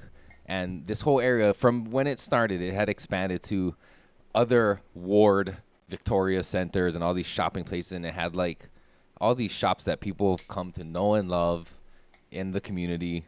And one by one, these buildings were getting shut down for condos. It's another condo. And super high-end condos. Yeah. That no locals afford. Yeah.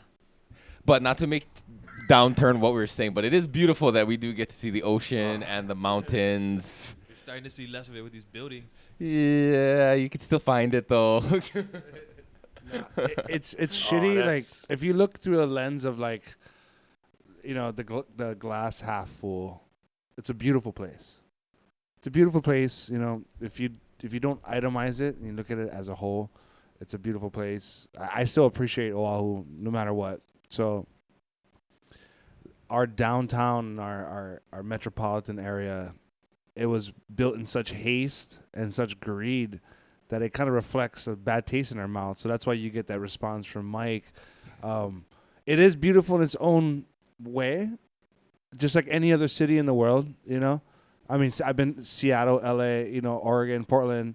They all got their grungy side of the city. They got their beautiful places. It's another one of that, which, it's shitty that it had to be, but at the same time, like, that's what it is. That's what we're looking at.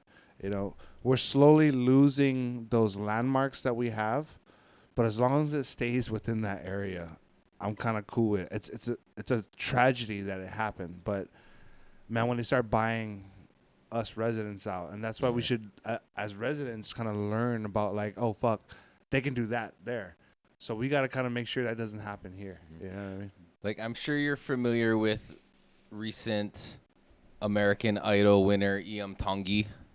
You must have come across that story. Not at all, really. Wow, congratulations. Sir. My wife and daughter watched the show for a while. I don't know. They would probably be in on that. They might know, but he's a Samoan Hawaiian kid originally from Hawaii, who during the pandemic, as a lot of Hawaiian and local families do, they were struggling and they had to move. They chose to move to Washington State just because they couldn't afford to live here anymore. And it's Tongan, Samoan Tongan, Hawaiian Tongan. Anyway, but Polynesian, a beautiful Polynesian kid. And him and his family had to move away, and he highlighted that on his audition for American Idol about being priced out of paradise. That's kind of a moniker that has come around in Hawaii. Is like Hawaii is becoming too expensive for Hawaiians, even the native people of this place, and it's a huge issue here. And it was kind of amazing to see that this kid on this national platform highlight this and even just say that priced out of paradise. And then like Jelly Roll was on Rogan and they talked about it, and that's even more eyes on it. They played that clip and I was just like, holy shit. But that's a huge thing that Hawaiians here in Hawaii struggle with, is like not even being able to afford a home in their own home. And people might say, there's an agency called Department of Hawaiian Homelands that's supposed to be, building and providing for the Hawaiians and stuff. But Ask anybody who's on that waiting list who's been waiting fucking decades if they're doing anything for Hawaiians. Basically, it's like reservation for the Hawaiian people. But at the same time, like, yeah, there's a long list. There's a lot of more options that they could do to kind of help us out, and they're not doing it. So that's kind of where the bad taste is to it. It's a lot of You can still come here bureaucracy. and buy land. Yeah. So a lot of these condos that are replacing these landmarks are being way overpriced, and it seems as if they're being marketed towards a foreign market for people to come and buy them up in bulk and then rent them or do, you know what I mean, other people to make money, and they're not really focusing on the interests of the indigenous people of Hawaii, which is super fucked up. It is. It's I mean, always, it's something we always talk the about greed. a lot.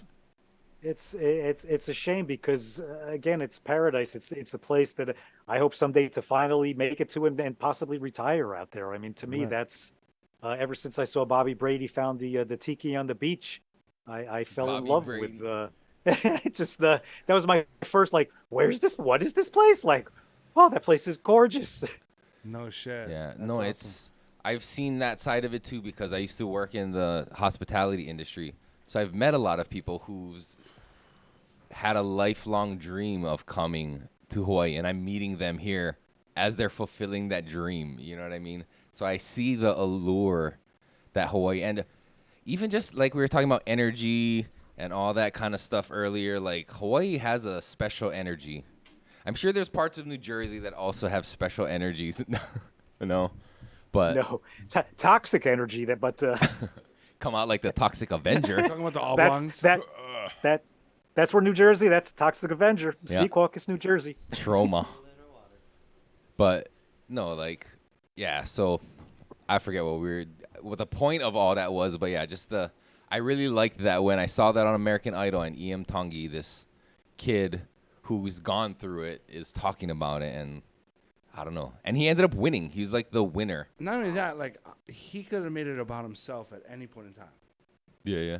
But he didn't. He chose to highlight that shit and like represent the people.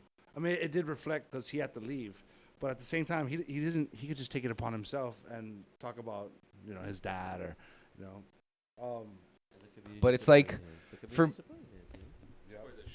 but him saying priced out of paradise is the equivalent of Kanye West saying George Bush doesn't care about black people. It's like fucking like holy shit. He just said that on TV. It's like I don't think to that extent. I mean, yeah, maybe not that crazy, but still, it's like it's almost like that. Like I kind of wanted to go for the shock value of it all, but it was pretty shocking. It's like, oh fuck, they never edit that part out. It was amazing they let that slide.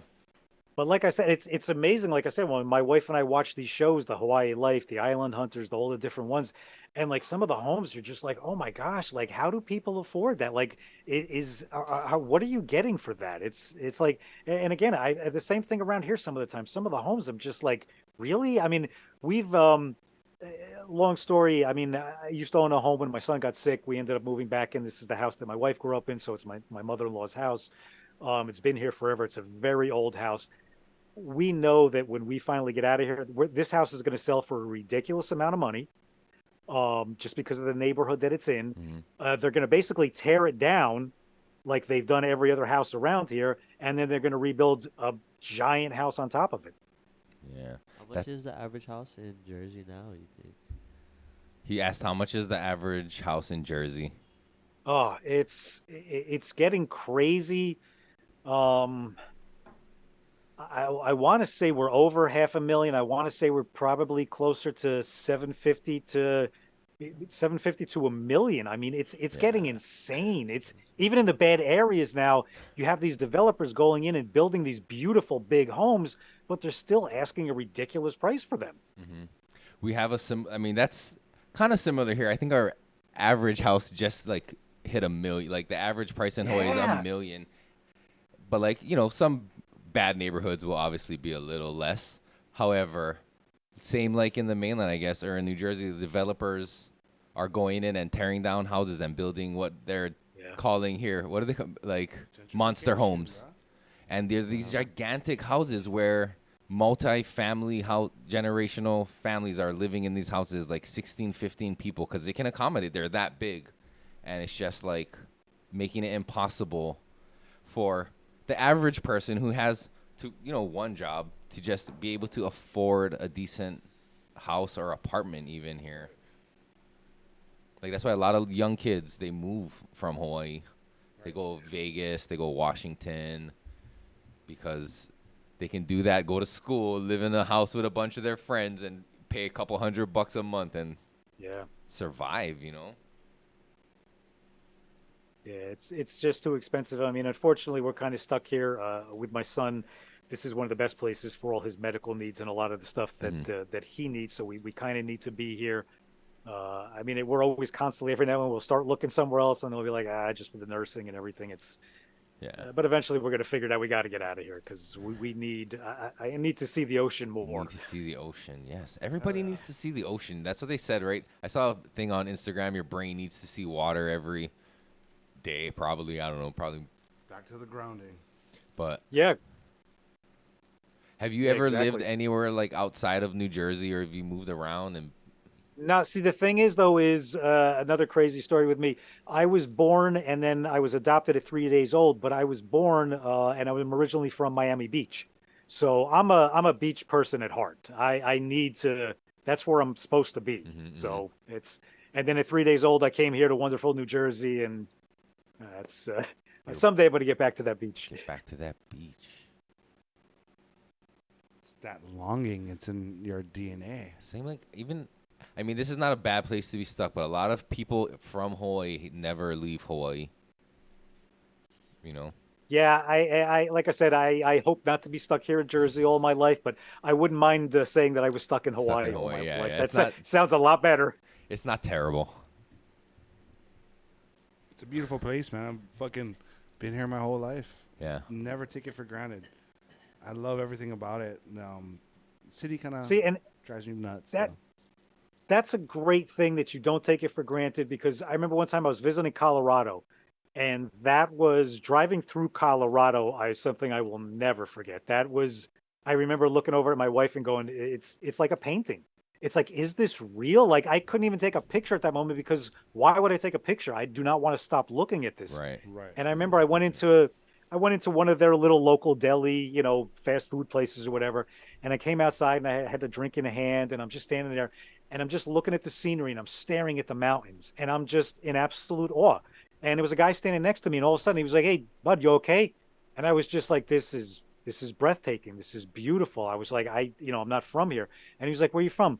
And I said, "Oh, I'm from Jersey." He's like, "Oh, you by New York?" I said, "Yeah." I said, "I'm right outside New York." He goes, "You can see the New York skyline?" I says, "Yeah, I can see the New York skyline." And he's just like, "How beautiful is that?" And I'm like, "How beautiful is this?" And he looked and he went like, whatever. And he started asking me questions about New York. And I was like, no, I'm here to get away from all of that. I'm like, how do you? And he's like, that's exactly, he said, "I've seen this all my life." He goes, "This is nothing to me." And I'm just like, how is that nothing to you? Desensitized. If I'm being completely honest, I take it for granted when I'm sitting in traffic. You motherfucker. Yeah, I can see that. Like, it's hard to be an optimist in fucking traffic. I mean, we're not all perfect, enlightened beings, and but like, that's why talking to people not from Hawaii who have an excitement and like get jazzed about talking, about Hawaii, reminds you like, oh shit, we are fucking lucky. That was one of the good things of working in the hotel industry, is like, it was a constant reminder, because people were like, "Bro, you get to live here?" And I'm like, "Oh yeah, dude, I get to fucking live here." Dude, and that's what's beautiful about, you look at the fucking glass half full again with tourism. It's like you get to spread your culture in that sense, and you can spread awareness. Every fucking worker in the hospitality industry should be preaching that to the guests. Preaching, like education, like, hey, by the way, every day something, and put that in people's minds and heads that like, oh, when I step out of this beautiful hotel, I need to go and do my part or make no impact. Yeah. How to? Yes. Yeah, that's like the thing, right? Is mindful travelers, of culture, especially if you're traveling to a place that like Hawaii that has a culture, that has a people here. You know what I mean? It's but 2,000 miles away from everywhere, bro. Okay, I'm gonna tell you this. On Instagram, uplift others. You seen his post? Uncle Kalei. Yeah. Not recently. This uncle here that lives on Oahu, he's a farmer, a real stand-up dude, Hawaiian. Like, I don't know how else to describe him other than he's like the shit. But he was bringing up the fact that how many people, because in Hawaii we, people are very, the word, like, I don't know, ku'e, right? They stand up for their land and their beliefs and their culture, right? Very protective of their space and their culture and their land. And he brought up the fact, because he was on the mainland, as we call it, or the continent, as other people call it.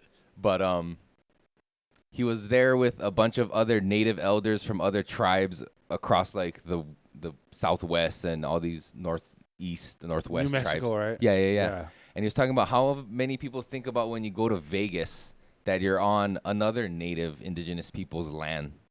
And he kind of was like scolding Hawaiians for like, you talk this when you're at home and about our land and this and that. But like, are you being mindful when you travel to Vegas specifically?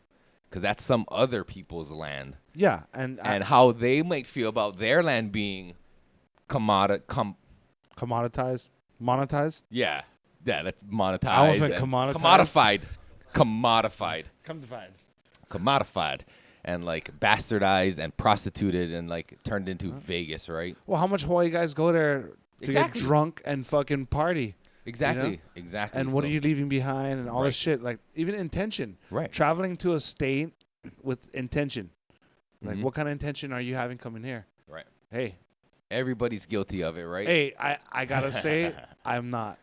I've never went to Vegas to go gamble, or I went to go like snowboard or go visit family. Like it was never like, I'm not a gambling person. I'm not a drinking person. I don't like to stand in lines. You know what I mean? Like, so fucking crowds are not my thing. I wouldn't be on the strip. I'd be in the mountains or, around family and shit like that. So like, I've never did that. I gambled maybe once just to say I did it, and that was in Reno.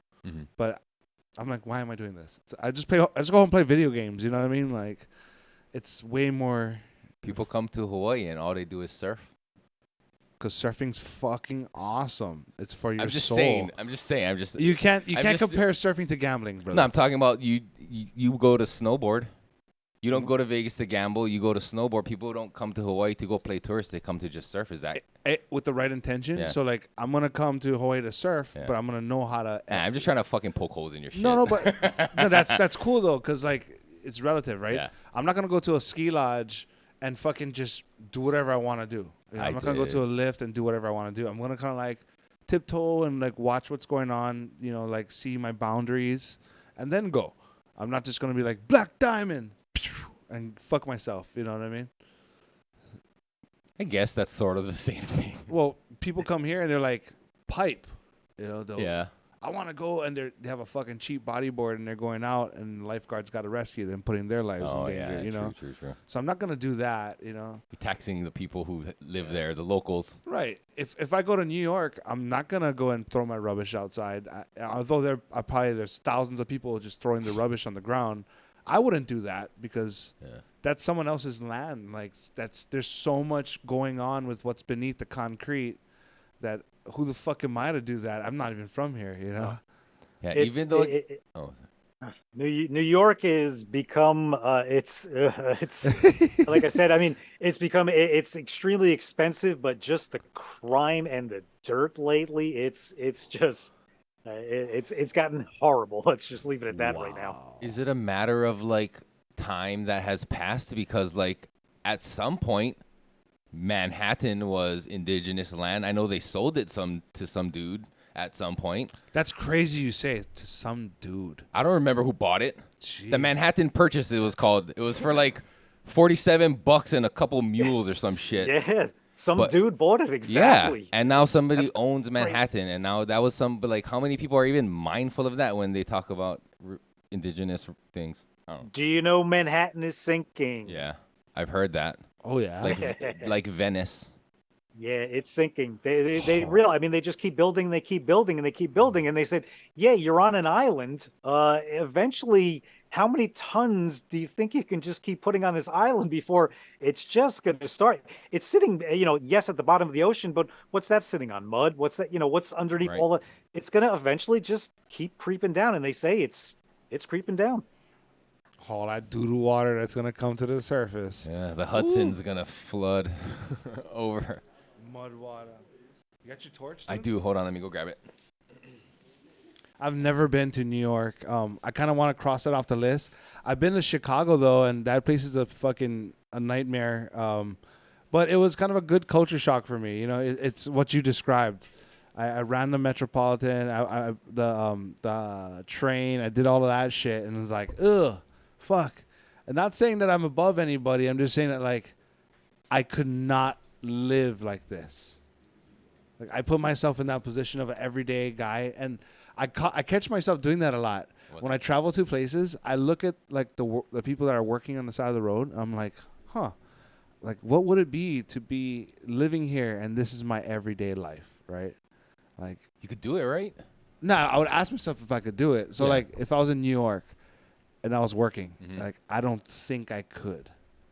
I don't think I could. There's too busy.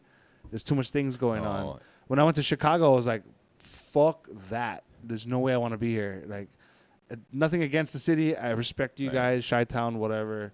No beef with No beef with Chi-Town. Chirac. Yeah. We don't want no smoke, bro. I don't want no We're smoke. good. We're good over here. Fuck. Island vibes, bro. Aloha. I was like, fuck, Brad. Those big city people that they're a different New Yorkers. They're a completely different vibe. It's just a New Yorker when you meet a New Yorker. No shit.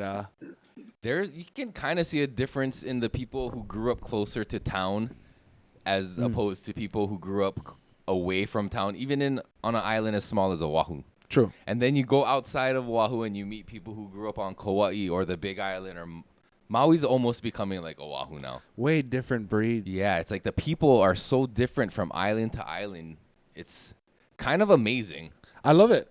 Like, you should check out every island before you decide which one you want to move to, because every single one has its different pace, different microclimates. It's like, I mean, fuck, You got the dude. high deserts to the rainforest to the fucking moon, man. Canyons. There's everything here. Like, you can get snow, ocean, everything. Everything. That's the thing, is that you have everything. Everything. And remind yourself of that shit. Right. Like, we have everything. Like, so like I tell my family, like, oh, where do you want to go on vacation? And someone will say, oh, like, let's go to Florida, Disney World.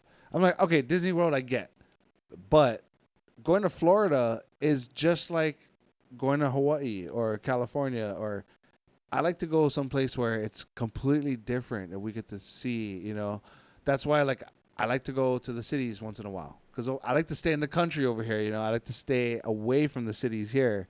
So I want to go and see the deep cities and see how they operate, or go to Colorado and go in the snow, like that kind of shit I want to see, because I'll probably never ever bump into that shit. Well, yeah. Unless I'm intended to travel to that area. We don't have like the tall mountains like of Colorado and stuff like that. That's a different. It's beautiful in its own way compared to like our mountains. Like, our mountains are fucking dope as fuck. No, but those mountains Those are mountains massive. are yeah, it's a different thing to stand up. Because I've been to like Utah and like Park City, so I've seen the vantage point from standing on a tall mountain looking down. It's like, holy shit, like this is something else. It's but is that a thing like where, the dude from Colorado, like, what is the New York skyline? Tell me about that. Is it always like everywhere else you go, it's like, so nice? The weird thing is about being from New Jersey. I mean, we're basically like the joke. We're the armpit of America. It's like whenever my wife and I would go on vacation, wherever we went, it was just like everybody was from New Jersey. Everybody wanted to get away from this state. Nobody wanted to be there. Every time you went, it was like, right, we're Jersey. And then the thing was, it became like North Jersey versus South Jersey. I mean, there's a bit of an accent different. We call different foods different things. Nothing major. And then all of a sudden, like Central Jersey got involved. So now there's like a three-way argument between the state. Like it's just like we can't even get along with each other. It's What sets you? It's like if there was like a national divorce, Jersey would split up into 3 different states. yeah, yes, exactly. And three it's all different over. countries. It's the weirdest thing. Like everybody here, like they argue over whether they call it pork roll, Taylor ham. It's like that's a big thing. If you say the wrong thing in the wrong deli, they're gonna look at you and be like, "Get out!" Like what? Like why? Like they say that in South Jersey, not here. You know, it's like, real. I just want to eat something. You know, it's Holy shit! It's like pasta sauce versus gravy. yes, exactly, Like how Italian are you? exactly, yes. Fuck. I have an Ohio Italian family on my wife's side. So that's a whole different breed of Italian. Midwest Italian.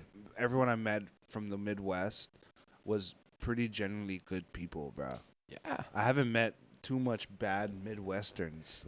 Like country, like Midwest sentiment and like hospitality and even Southern hospitality are very similar to Hawaiian hospitality. You know, it's majorly based off respect, right? How you come. But like everybody is willing to open their doors and welcome you in. It's like Yeah, I think that's an important thing too. Like with traveling too, back before we had kids, my wife and I would always travel to Puerto Rico every year. Beautiful island, absolutely loved the place. And we would go as tourists a lot. She had a family over there, and then we started embracing and accepting like some of the family's invitations to. We just wanted to go and just go to a resort and just relax for 7 to 10 days, whatever we did. We just wanted to drink too much. We just wanted to just pee in the pool bar and sit in the jacuzzi and eat food in the room all the time. But then we started going out, and then we started going to the local places. Then we started going to the off the road places. yeah. And that's when you get to start to really meet the people and to find out about the culture and to get the real food. And I have a weird thing. My wife and daughter do not understand me at all. I won't eat chicken off a bone. I have a thing about the bone. I don't know what it is. If I'm in Puerto Rico, though, they have roadside chickens that they're just all day just on this rotisserie chicken thing, just soaking in these juices. I will take that. I will gnaw on the bone on one of those. That's it's and I would have never have known something like that had I not gone off the beaten path and found something like that. Yeah. You probably would love huli huli chicken, which is something we have here. Hana has a good one. Like same thing, side of the road. Sometimes in the parking lots of supermarkets, people would just set up these fucking outdoor grills and just have it going all day, and like hundreds of chickens. You like a whole one or a half one? You know what I mean? They'll chop it in half for you. Yeah. And you know what's crazy? Like that experience made you open your eyes to a new culinary experience. Something that you already said a no to. You were willing to compromise because of the setting you were in. And that's what's crazy. Like open your eyes, everybody. Like, oh fuck, I'm in a new setting. Try it. Try that roadside chicken. Yeah. I mean, you get sick. Fuck it. I'm a finicky eater. I'm a bit picky. I got a sensitive stomach. This, that, the other thing. When we were doing a Jay and Silent Bob reboot in New Orleans with Donnell Rawlings, we went out to eat, and he knows that I'm a picky eater. He knows that I'm finicky. He knows that I eat with my eyes a lot. So he orders the food when we go out, and this is what he enjoys doing. He orders, and he knows food. He's a culinary chef. A lot of people don't know that about him. And he knows his food. And we were in New Orleans, of course, and he just orders like 6 or 7 plates, and just they're all in front. And it was funny too because the waitress, she was standing, and she wanted just as the two of them stood there as I tried each thing. And there were 1 or 2 things that I literally couldn't look at. Like I said, I hate that I have that still in me, that little kid mentality thing. I literally had to close my eyes, get the fork, bring it up to my mouth, and be like, holy crap. I remember the waitress, one thing that I was seriously afraid to put in my mouth. And they finally convinced me, and I tried it. My eyes, I still can picture her looking at me like, see? Try it. Like a parent does to a child. Try it. Told you it was going to be good. What's going on? Are you taking... Oh. The donut? Oh. That's a fat joint. Hold it up to that camera so we can get a good look at it. Yeah, I was going to say you should show him. Nice. Well, he can't see it, but that's pretty far. But yeah, do one of That's those. still, it's still fat. It's like a thumber.